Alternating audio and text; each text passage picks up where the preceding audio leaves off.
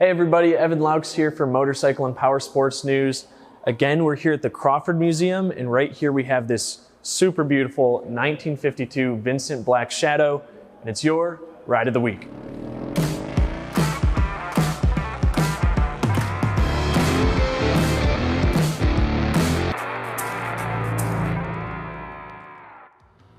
So guys, we're here with John Lutsch. He's gonna tell us all about this Vincent.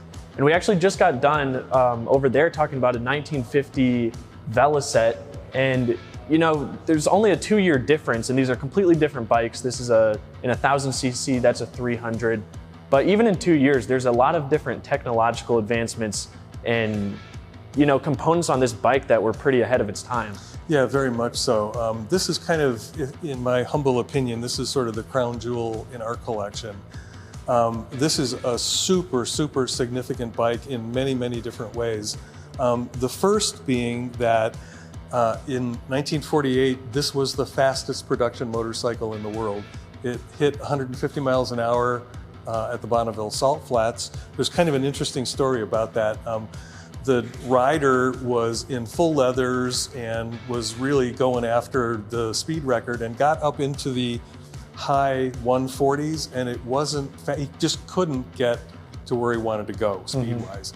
So eventually he took off all of his leathers and he set the 150 mile an hour speed record in a bathing suit. Oh man, on this bike. That's impressive. So, he's a little bit on the crazy side, but he got to the triple nickel. But anyway, one of the most important things about this motorcycle is that the engine itself is a stressed member of the frame componentry.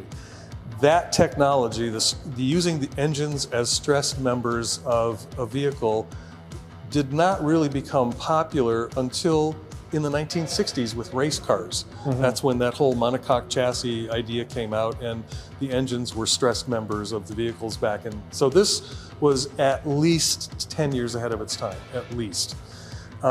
If you look at the actual individual components, the metal work, the engine turning, the casting work, it's just absolutely first rate.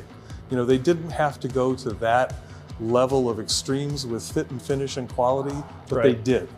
So, this is not the Brough superior stratospheric price motorcycle, but they're getting up there these days, and it's really well deserved. These motorcycles are jewels, and all you have to really do is look closely at them to all of the handwork. And actually, it was the first motorcycle whose engine was all black. That was intentional, and hence the Black Shadow.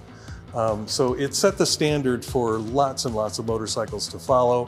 It has a very interesting under-the-seat dual shock absorber suspension, very advanced for the day.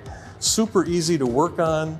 You had these kind of hand-operated knockoffs for the wheels, both front and rear, and the rear fender is actually hinged with a hand-turned knockoff, so that it flips, the rear part of the fender flips up, and the wheel can be easily removed for a tire change.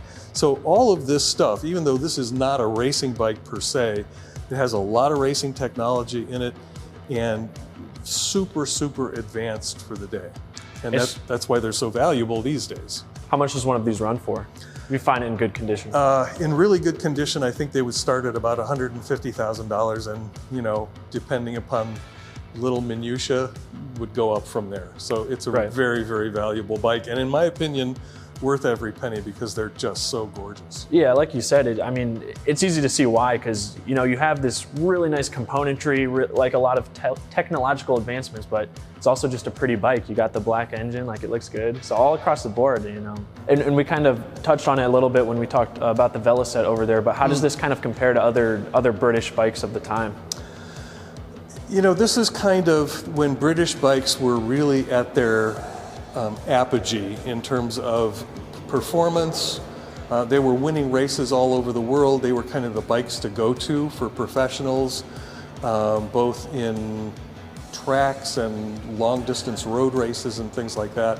Right up until the early 60s, I would say, they were absolutely dominant. Nobody could touch the British bikes.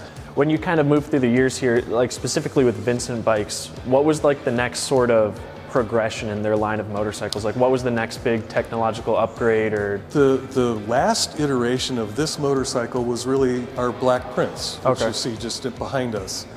Essentially, underneath all of that fiberglass cladding is a Black Shadow.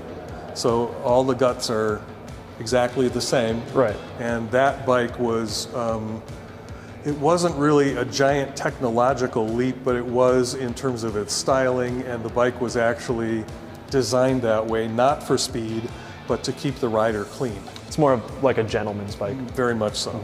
Yeah, exactly. So Vincent was, they weren't, again, it was not the revolutionary motorcycle, but rather evolutionary. So right up until their last gasp at the, 1956, it was pretty much this bike. This was the peak of their technological perfection.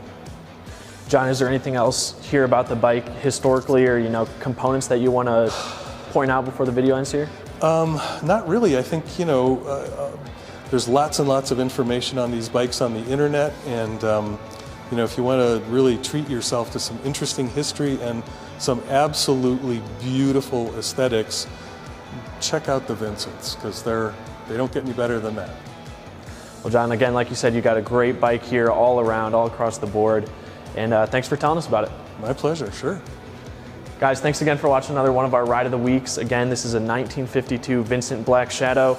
And if you scroll down, we'll also put in links to our videos we've done on the Black Prince and the Veliset over there, the MAC.